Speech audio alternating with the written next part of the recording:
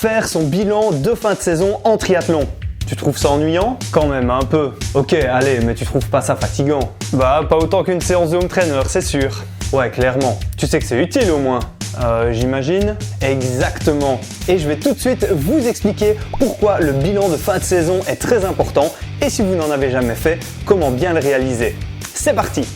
Salut les triathlètes, j'espère que vous avez la pêche. Dans ma précédente vidéo, je partageais l'erreur que j'ai commise avec mon dernier objectif de la saison en vous expliquant que ça avait été l'objectif de trop après une année déjà bien remplie. Pour comprendre cette erreur et afin de ne plus la reproduire, je suis passé par un processus simple mais trop souvent oublié par les triathlètes, l'analyse et le bilan de la saison effectuée. Le bilan de fin de saison se réalise, comme son nom l'indique, une fois que la saison est complètement terminée. Dans l'idéal, il est préférable d'attendre au minimum une semaine entre votre dernier objectif et le moment où vous faites ce bilan, car un bilan à chaud n'est jamais 100% objectif. Et la période parfaite pour le faire, c'est la coupure. C'est un moment charnière dans votre cheminement d'athlète car elle forme le lien entre deux saisons. Une coupure inexistante ou trop courte se traduira par un manque de clarté et de fraîcheur pour attaquer la saison suivante. Et à l'inverse, une coupure beaucoup trop longue engendrera une perte de forme trop importante, ce qui fait que vous aurez ensuite du mal à vous relancer. On a déjà fait 2 vidéos complètes sur le sujet, donc je vous les mets dans la description.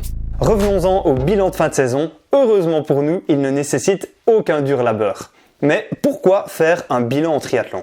Lorsqu'on se concentre pendant des mois sur une tâche, un objectif ou un programme d'entraînement, on se concentre d'abord sur ce qu'on fait. C'est une excellente chose, mais parfois ça fait du bien de lever la tête de son guidon et de se détacher de son focus pour avoir une vision plus globale et extérieure sur sa pratique. Imaginez que ce bilan joue un peu le rôle de l'entraîneur qui voit les choses de manière différente que l'athlète lui-même. Il va donc vous permettre d'analyser votre parcours des derniers mois et d'apporter un regard plus objectif sur vous-même. C'est l'occasion de tirer des leçons de certaines erreurs et d'ajuster les défauts de votre programme d'entraînement et de course pour les saisons suivantes. Ça mettra aussi en évidence vos victoires et les bonnes choses qu'il faut garder pour la suite de votre pratique. D'année en année, vous accumulerez des traces de ce que vous avez accompli ainsi que les différentes étapes de votre évolution.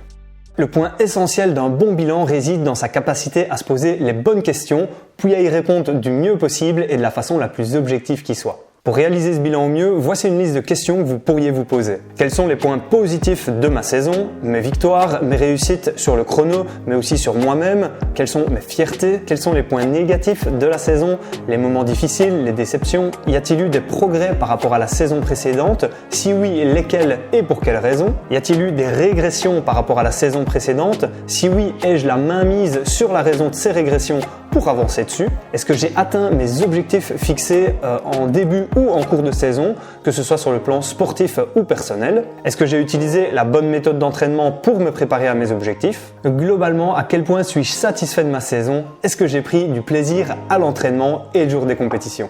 J'avoue, ça fait pas mal de questions, donc j'ai vraiment envie de vous guider dans ce processus jusqu'au bout en vous expliquant comment faire votre bilan à partir de maintenant.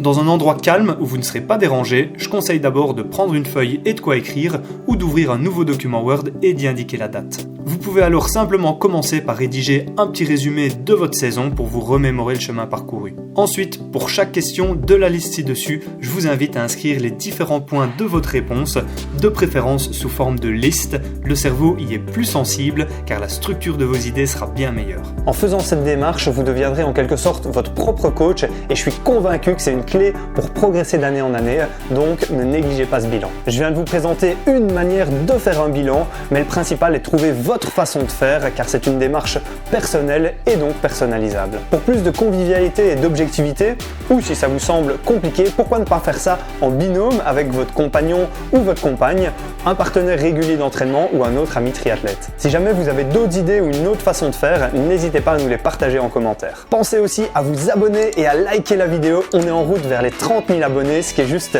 énorme. En attendant, moi je vous souhaite un bon bilan et un excellent entraînement avec une patate d'enfer.